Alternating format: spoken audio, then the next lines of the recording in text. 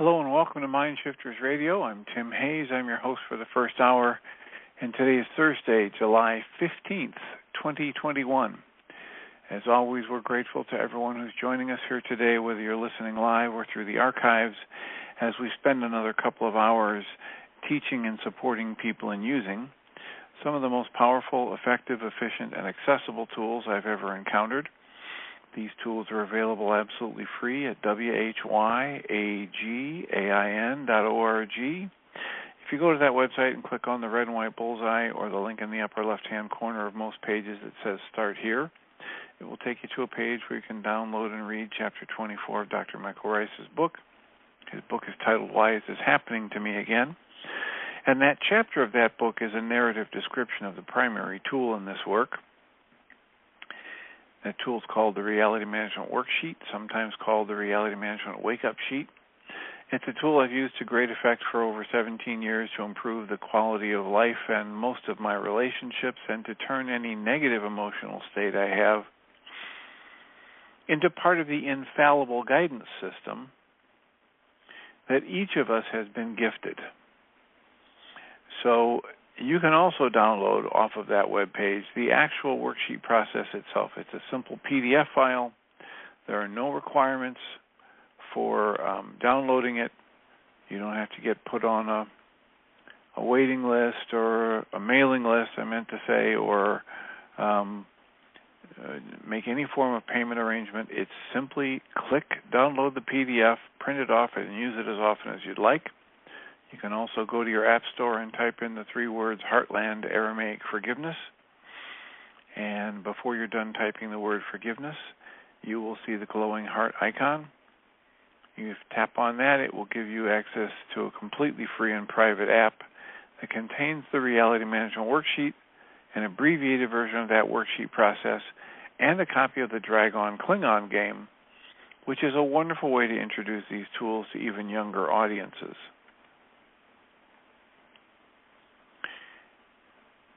Also available on that web page is a whole host of audio files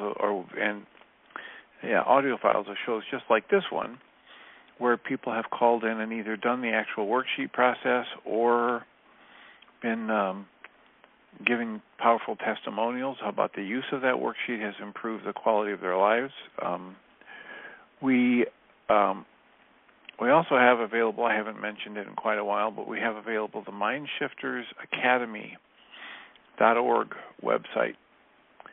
And that's another place where you can get some of these audio files, some of the interviews I've done with various people in the past couple of years since I've started the second hour of Mind Shifters Radio, some of the tools that I use with people in my office, the forgiveness pattern, the talk about how to say goodbye to good people without saying goodbye to good memories. So we are hoping people make use of this, that they go to these websites soon and often, that they try the worksheet in their life, that they listen to some of the podcasts from the archives of the past 10 years, which can serve as a tutorial for how to apply this tool in your life most effectively. And then we hope people do that, number one, because it tends to make people's lives better, and number two, because that tends to promote questions and comments. And if you do that and you've got a question or a comment, give us a call at 563-999-3581 and press 1, and we'll have a conversation.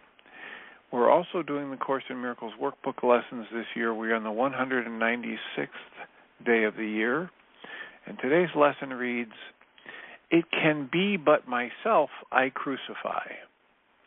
And the commentary reads, "When this is firmly understood and kept in full awareness, you will not attempt to harm yourself, nor make your body a slave to vengeance.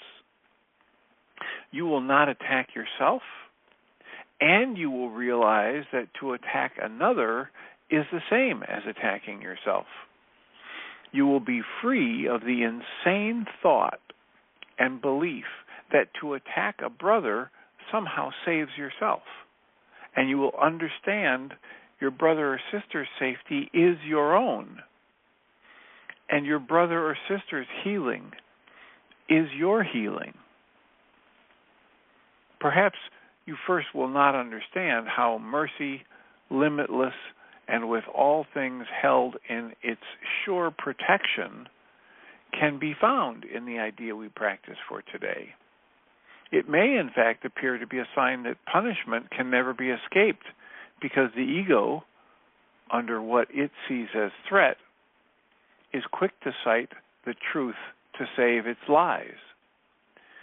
Yet, it must fail to understand the truth it uses thus. But you can learn to see these things as foolish and deny the meaning that they appear to have. Thus, do you also teach your mind that you are not an ego, for the ways in which the ego would distort the truth can no longer deceive you. When that happens, you will not believe you are a body to be crucified, and you will see within today's idea the light of resurrection, looking past all thoughts of crucifixion and death, looking to thoughts of liberation and of life.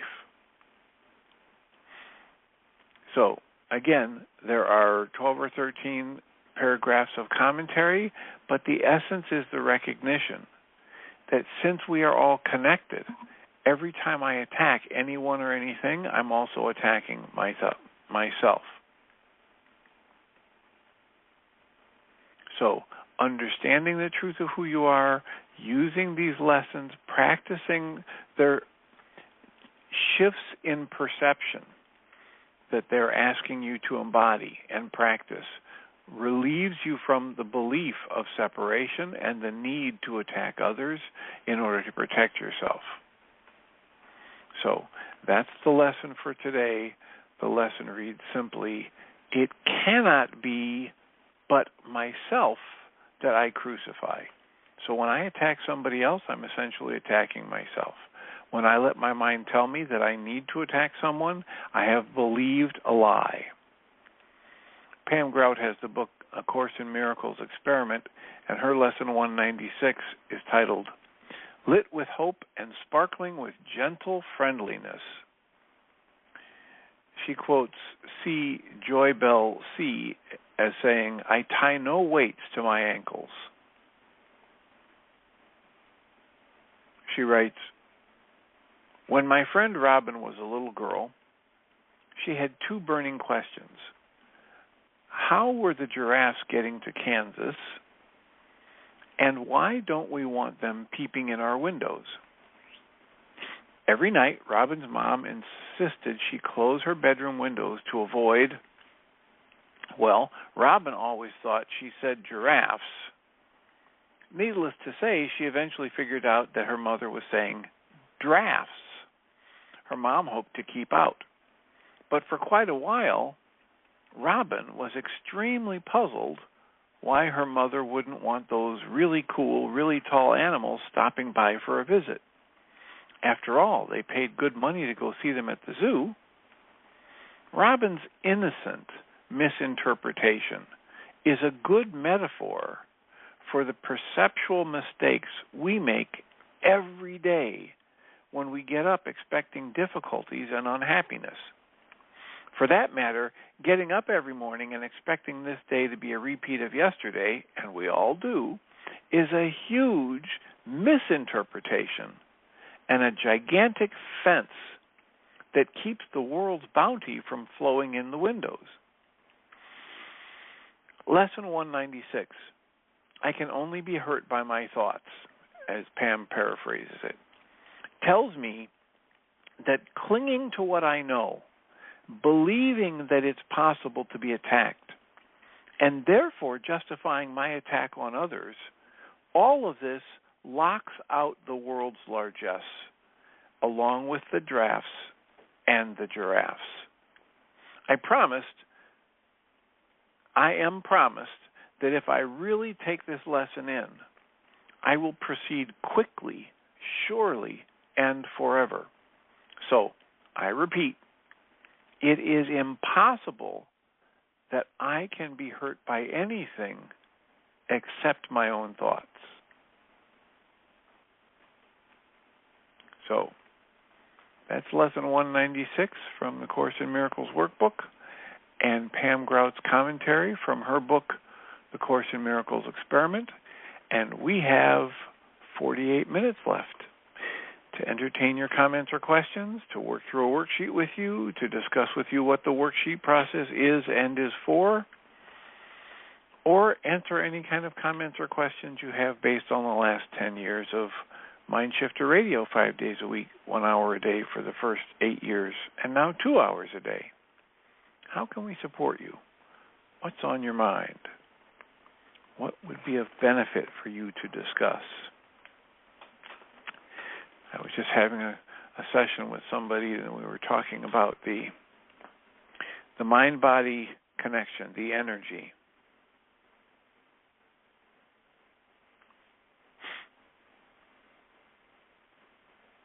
We're limited by language, and language has me saying mind and body as though they're two separate things. And they're not. It's all just energy. And there is a powerful, always connected relationship between the things I think, the things I fear, the things I hope, the things I believe, the images that those thoughts and beliefs generate in my mind that we call perception, and what I experience as a physical entity. One of the primary ways to tap into that and understand it is the work of Dr. John Sarno, who was an orthopedic surgeon who did back surgeries, and he wanted to figure out what's the most important part, what's the most effective part of the back surgeries that he did. And his research left him with the very solid conclusion that there was nothing in the back surgeries he did that was responsible for the elimination of pain and restoration of motion in his patients. And you might say, well, how could that be? And the answer is that he discovered that the things that show up on scans, X-rays, MRIs, CAT scans, etc., that most people assume are causing back pain. And these are things like bulging, herniated and ruptured discs, arthritic spurs and pinched nerves and curvature of the spine, etc., show up on a lot of people's scans who do not have any pain or restriction of motion. And so he was left with the conclusion that those images on the scans and those changes in the spine can't be responsible for the pain, simply because if they were, then everybody who had that on their scans and X-rays would have the pain and restriction of motion, and they don't. So he went looking for, because he believes that the people who come to him that say they're in excruciating pain, he believes they're having that pain, so he went looking for another cause of the pain. And what he discovered is a thing he called tension myoneural syndrome. And the tension myoneural syndrome means when I hold mental, emotional tension in my energy system, and it causes muscles to tighten or spasm, it reduces blood flow to tissue. And a tiny reduction in the blood flow to tissue, as little as 10%, is enough to initiate excruciating pain. And so what he found was that when he educated people, and he was a medical doctor, so he would begin with the physical scans. He wanted to make sure that people didn't have an actual cracked bone or bone cancer or a piece of a bone that was going to sever a nerve. So he would do the physical scans. But once he realized that what was showing up on the scan was no different than, 80% of the population that have what he then called gray hair of the spine, then he would recommend that instead of doing surgeries, that people would stop all of the physical deep tissue manipulation, alternating hot and cold, electrical stim, exercises, stretchings, etc., and look at the mental, emotional component in the system and recognize that when they were having back spasms and pain, it's going to be related to, and it's going to respond most effectively to, exploring the emotional psychological connection. So he literally quit doing surgeries and instead gave educational lectures to groups of people, and his success rate went from being in the mid to upper 30s to 80 or 90%. And success rate for surgery, back surgery, the success rate being defined as complete elimination of pain, complete restoration of motion, and no need for a further surgery. Because what they found is most of the time when they do a back or a neck surgery, even if they have complete elimination of pain and complete restoration of motion, in some period of time, 3, 5, 7 years, they're going to have to go in again and do another surgery to clear out the scar tissue. So what he found is if he talks to people about the mental-emotional connection, he helps them understand what the unconscious dynamics are that are getting manifested in this spasming within the energy system, and they find a way to release those stresses, they don't continue to have the pain. They find a resolution without a surgery and without the continued need for deep tissue massage and electrical stim and all of that stuff. So, this is not a mind attached to a body. This is not two separate systems that interact. We are an energy system, and we can visualize and we can talk about and we can conceptualize it as having different components, but it's just one thing.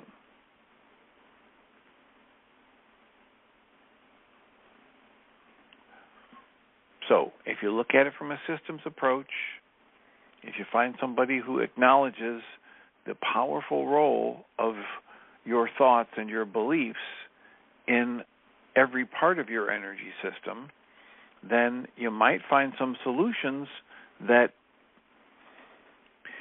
shock you, that aren't related to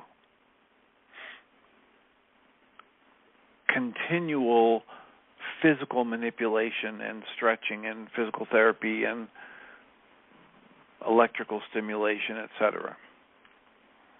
If you want to find out more about that, you can look up Dr. John Sarno, S-A-R-N-O.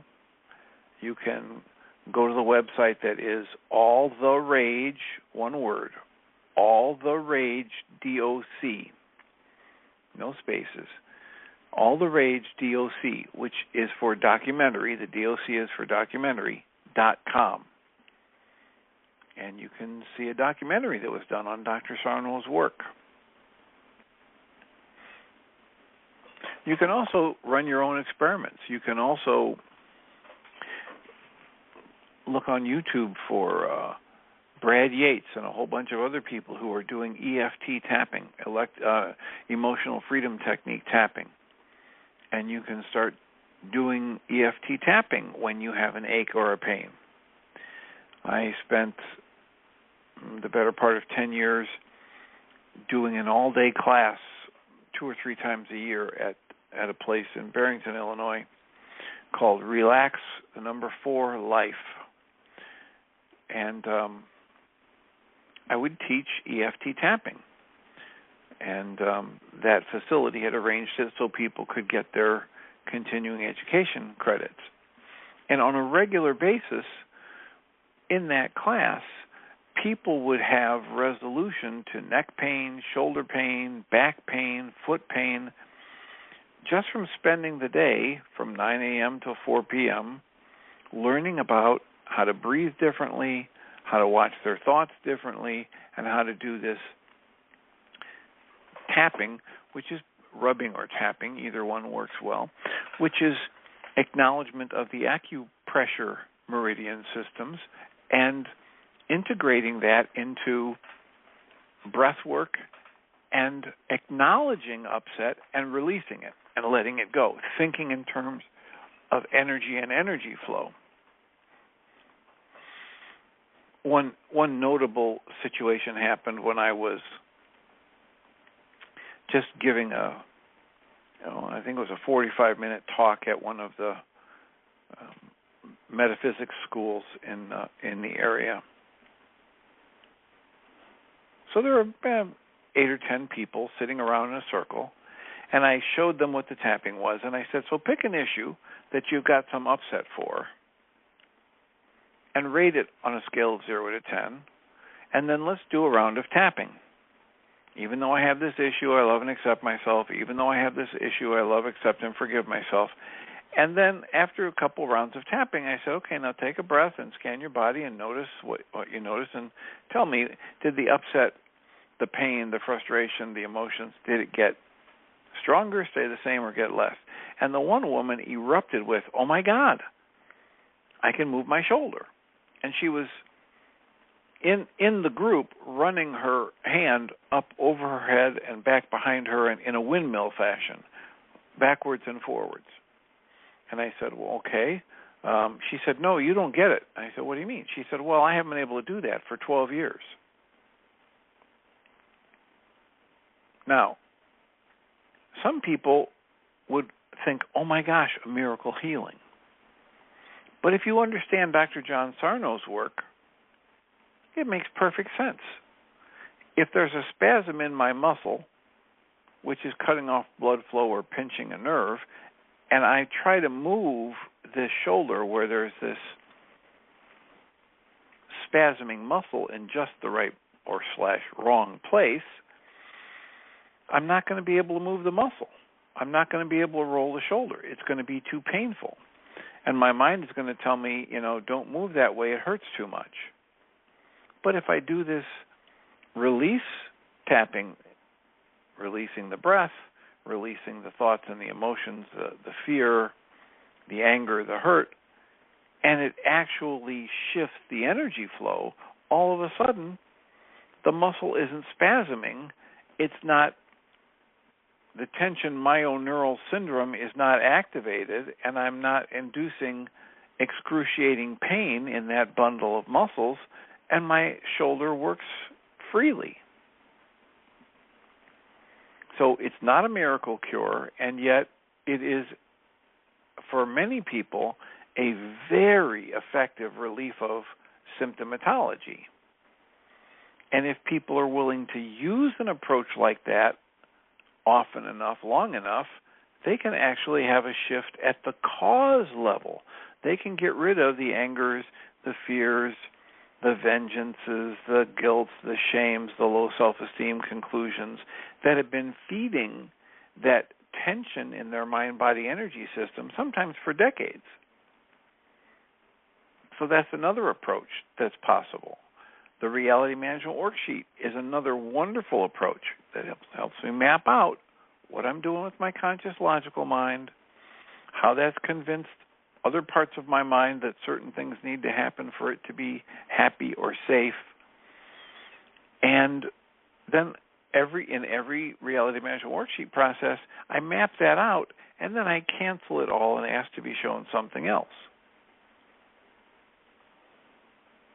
So, maybe you don't want to go to alltheragedoc.com, but you can go to YouTube and type in John Stossel and John Sarno, and you can see I forget what news show he's on, 60 Minutes or 2020, and he had done a news piece on Dr. Sarno and began using Dr. Sarno's approach and ended up doing away with daily and multiple times a day stretching and ice packs that he had been told and he used to use for years to try and manage his back pain. So it's a shorter version. The essence of the work is there. There are different ways to get it free. And we're encouraging people to explore, to question everything you think you know. I remember reading the other day from Bertrand Russell's list of the 10 Commandments. And the first one is, do not feel absolutely certain of anything. It's positively stated, that is, question everything. Be skeptical. Live in the question. Much of what we're taught by our families and by our culture, only the possibility to lock us in the same angers, fears, and frustrations and hurts that have driven our population for thousands of years to be in depression, to be in war, to be in the wild goose chase for happiness that's never found. And once you recognize that when you're trained by a system that has endless wars for thousands of years, the internal or external war is all you're ever going to get from that system. So take a leap of faith. Try something new. Question everything. So our call-in number is 563-999-3581. If you call that number and press 1, we can have a conversation. How can we support you?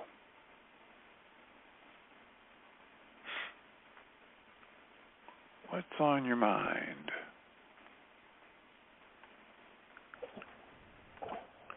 Susan, is that you?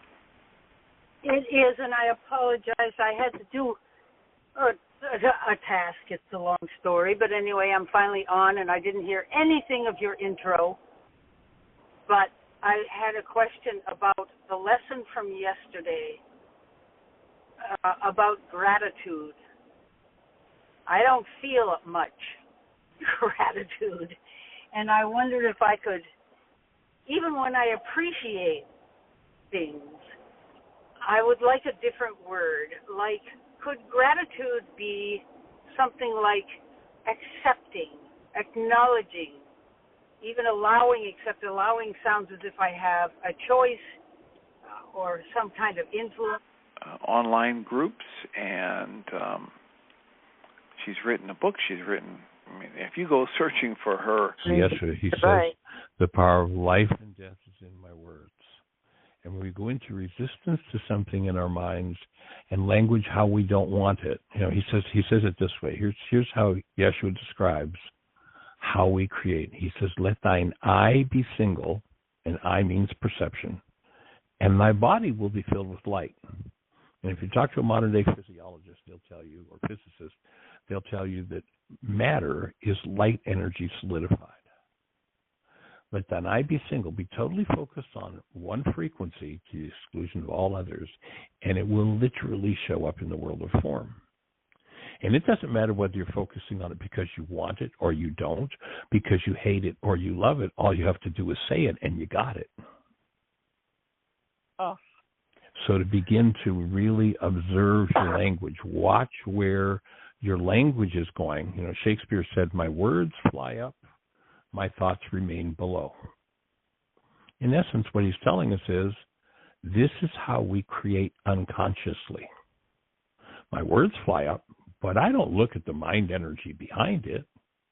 And if I never look at and clean up the mind energy behind my words, that's what I'm creating my life out of. If you go to the opening words in the book of John, where we're told by the Greeks, it says, in the beginning was the Word, and the Word became flesh. It doesn't say that at all. What it says in Aramaic is, in the beginning was the mind energy, and the mind energy became flesh. Literally, that mind energy we hold as creators, probably the greatest atrocity done to us as human beings down through the ages, and that we have cooperated with, is that we've had hidden from us the fact that we are by nature creators. And the way we create is with the mind. So that's pretty much it. Okay. Well, I would not, in the way that I've been trained and come to think about it, I wouldn't tie gratitude to a sense of joy. Okay. Or, happiness. Mm-hmm. That, ebullient, joyful, bubbly. Now, there are some spiritual teachings that talk about joy as distinct from pleasure, like the Q&A in the Way of Mastery. And there's a whole talk about how joy is what happens when you stay connected to the awareness that we're all part of the one mind, and that you're not abandoned, and that it's all going to work out. And that's not the happiness that you feel at a kid's birthday party when everybody's singing and dancing and having a great time. That's just this core grounded awareness of your true nature and your perfect safety and all that stuff. So joy in that sense is not the bright, bubbly, happy, immediate gratification type thing. The joy in that sense is this. Is one of the words that could be used that pretty much takes care of the problem. Ellen said a cool thing. We were talking in the Zoom group about how do I feel gratitude when I'm struggling over my son and trying my very best to do worksheets and not, back off from the idea that I might help or fix in any way, stop being codependent. It feels like an ongoing, very demanding assignment to be witness to pain and to breathe through it, which is what I feel allowing means. Just breathe through it and say, this is what's happening. This is his journey. This is the way it has to be for him for some reason. I have no control over it at all except to care for him, sit vigil, and believe in his strengths and healing powers.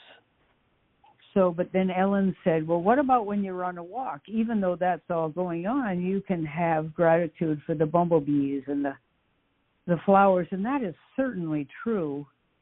And just to focus a little bit on a bumblebee is a healing thing in itself.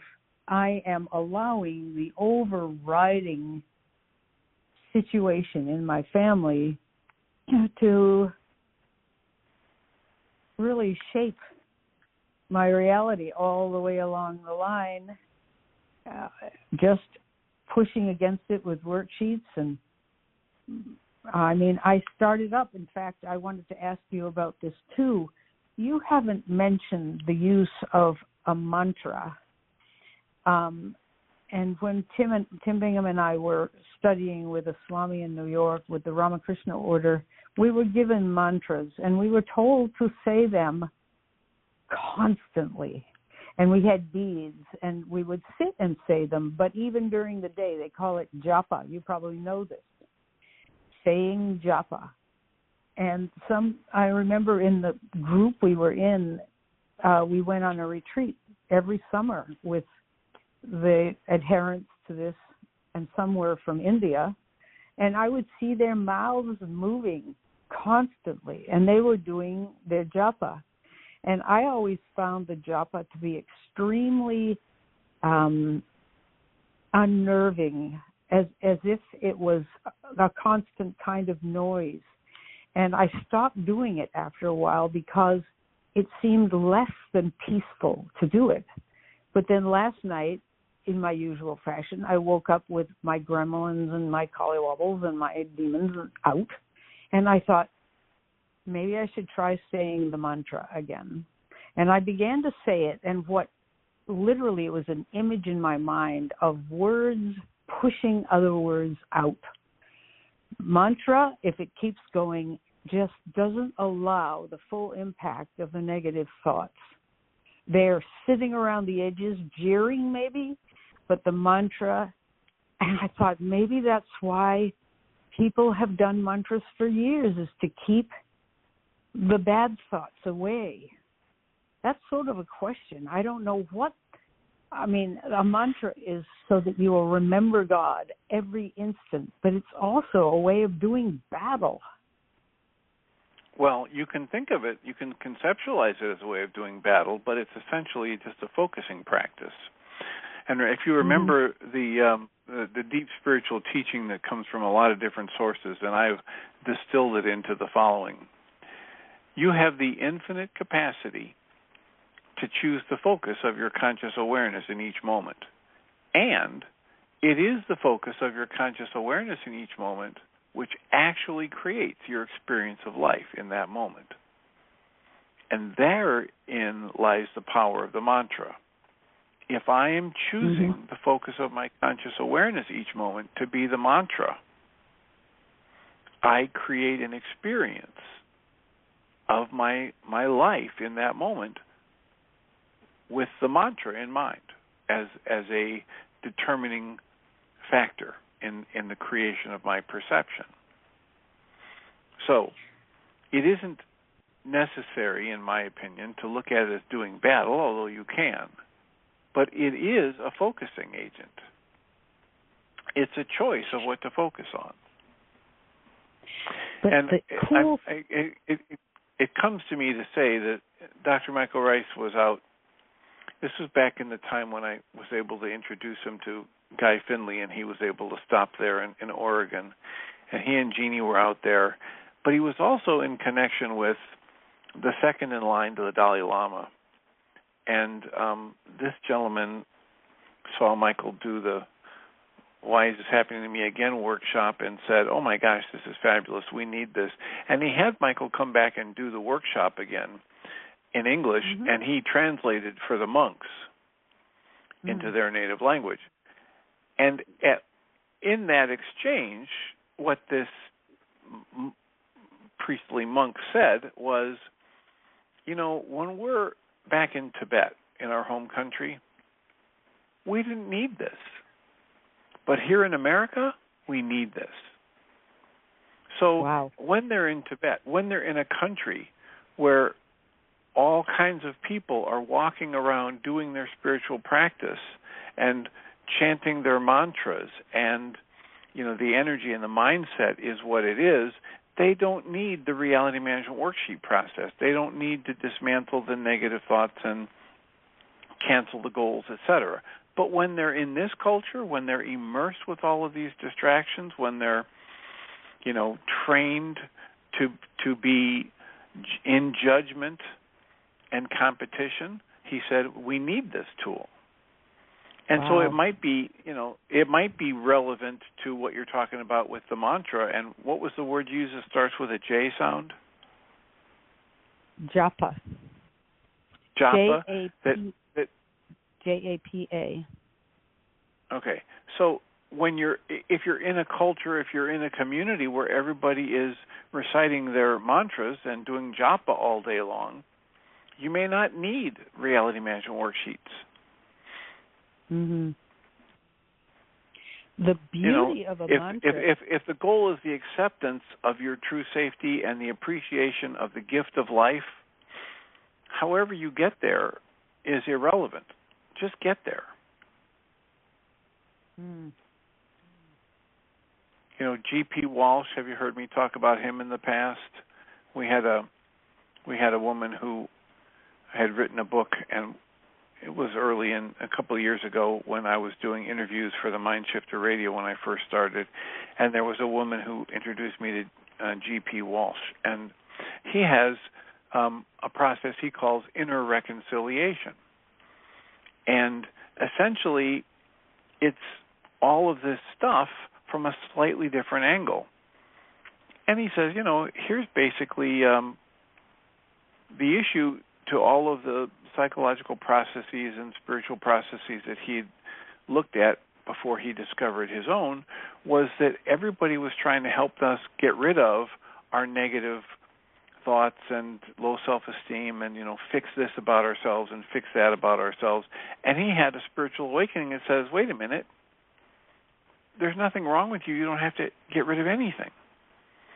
You just have to come to peace with all that is within you, and essentially. And so there's this inner reconciliation. And it's just about finding a different way to bring about what is intended when people say intention, allowance, surrender, acceptance, gratitude. Whatever people are intending, those words are pointing in the same direction. Yeah. And so he developed a process. He calls it, inner reconciliation. Mhm. What were you going to say? I think of the mantra a little bit the way I think of tapping. It is an emergency application. The great thing about a mantra is you don't have to think positive thoughts to counteract the negative thoughts. You don't have to be thinking about anything. It's like a thing. You put this verbal thing, which is a name of a thought. They are a thing that you infuse in there that pushes out the negative thoughts, but they are not themselves even thoughts, where in a worksheet you go through the process and you end up with a sublime thought, a helpful thought, and that's great if you can do it. But I think in the middle of the night, when you're really rather a wreck, a mantra is it's like a lifeline, just something to hang on to. Yeah. Okay, it's helping, and if it helps, keep doing it. Oh, I'm going to. Yeah. Okay. And how it works and why it works isn't even necessary to understand. If it works, if it allows you to have that peace of mind, if it allows you to step into one of those words, however you define it, of gratitude or allowance or surrender or appreciation, then do it.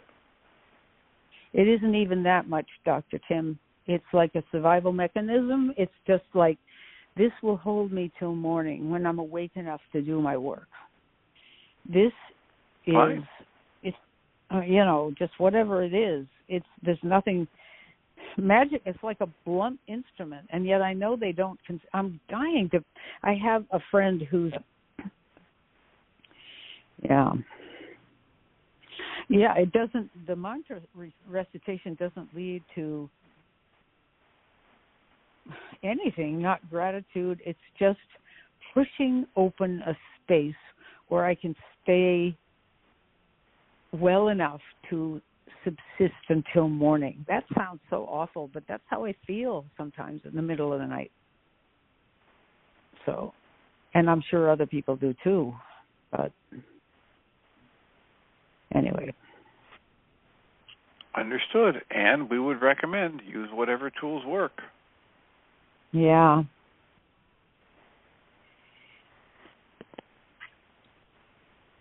And there are times in our life when there is so much going on that, as Michael says, the plea from Job to the Creator, hey, just give me enough time to swallow my spit, right? Yeah, just give me enough space to survive until morning with your mantra. Okay, so do your japa until morning. Mm-hmm. The worksheets have been very general, too. The past 2 days, they've been, my light is trapped by the reality I hold about life and about the future, or life being a struggle, which is already an interpretation. And the goal is to have it be easier, healthy, joyful, peaceful. And from there, I'm getting a ton of memories all the way up through being a young teenager of what amount to being supportive witnesses to the fact that life is hard.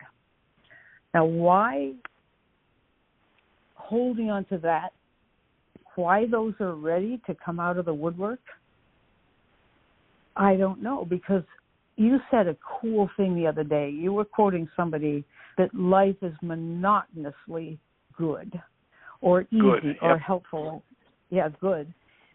That's so true. And Eckhart Tolle always says, well, how are you right now? You know, what's happening right now? You're fine, right? You're fine. Here you are. And I think, yes, all true. But what is it?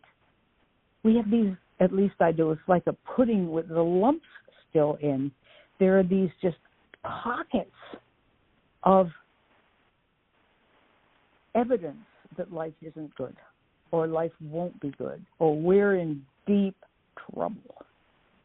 So it's, and I think all these have been right, but they're data points. Listen, before you move on from that, what you're talking about are data points that can be interpreted as woe is me, doom and gloom, etc.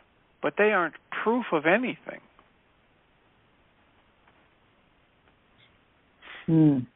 And when you put your worry filter on, when you put your fear filter on, a bumblebee can look fearful. Yeah. Right? When you put your curiosity filter on, it's a marvelous exploration in just observing nature and the miracle of life. You put your fear filter on, and oh my God, this thing could sting me. It's horrible. It could be, what if I'm allergic? What if I die before I can get to the hospital or my EpiPen? It depends on the filter you use. So just be really careful the way you describe that, so that you are honest with yourself about the fact that these are just neutral data points, and they only look scary or fearful when you look at them through that filter. But I'm remembering concrete experiences of stress or interpretation. I don't know if that's true, Dr. Kemp. Okay, you don't have to, but you could play with it and observe, right? Because again, what we're saying is, don't be too certain about anything. This is from the Bertrand Russell 10 Commandments, right? The first one is, do not feel absolutely certain of anything. And Rainier Maria Rilke tells us, learn to live in the question. Open up and question everything. I am absolutely convinced this person's wrong and I'm right, and that's settled in. But if I walk away from that situation with any level of tension or anxiety or frustration or sadness in me, I'm the one who's in error, at least in terms of the deep, true meaning of these neutral facts. Right? Okay, so just open to that. But there's the phenomenon of a kid with no particular preset, or maybe that's just not true right there. But I went up to that camp looking forward to it. It was going to be great, and I met this experience. It was like being bombarded with unpleasant feelings and things, but I don't think I was interpreting. I was just experiencing. Yes, and you did not enjoy the experiences you had. And right. you didn't stay open as to them as just being neutral. You put the filter on it of negativity. Do you remember the old camp song, Hello Mother, Hello Father, Here I Am at Camp Granada? No. Did you ever? Yeah, there was a comedy routine of the guy that take me home, oh mother, father, take me home. I hate Granada. Everything about the camp is horrible. And he's writing this letter. He's singing the song of writing the letter. And wait a minute, and the sun just came out. and people are swimming and shooting archery, and never mind the letter. And, in a moment's notice, I shift the filter, and all of a sudden my experience changes.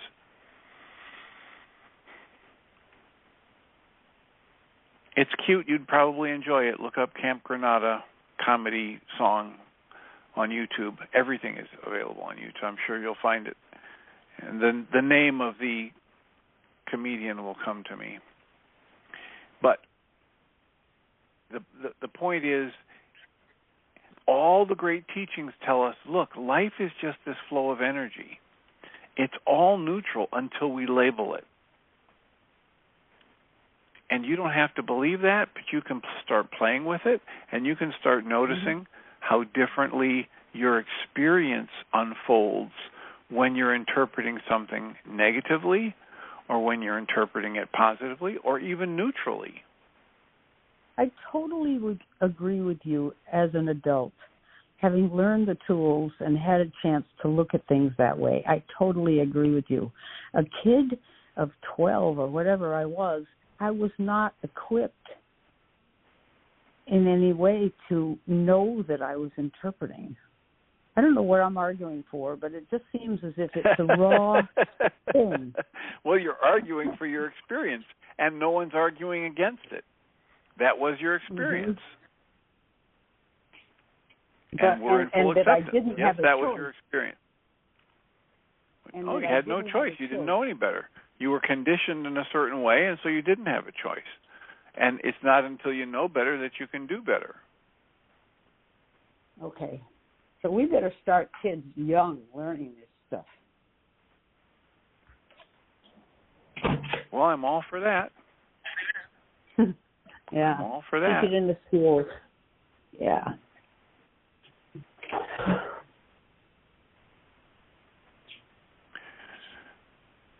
So I realize that we're down to our last couple of minutes, and there's another hand up. We'll save that hand for the second hour with Michael and Jeannie. But again, thank you, Susan, for chiming in here for the last half of the show, and I will mute you so you can stick around for the transition. Okay. But thank you for the call, and blessings. You're welcome. Thanks for the answers. Thanks, Dr. Tips. So I'll remind us all that we come from love. We're made of this stuff we call love. We actually are love, and everything else is false. Welcome, Jeannie Ryce. Thank you, Dr. Tim. Appreciate you. Have a wonderful show. Thank you.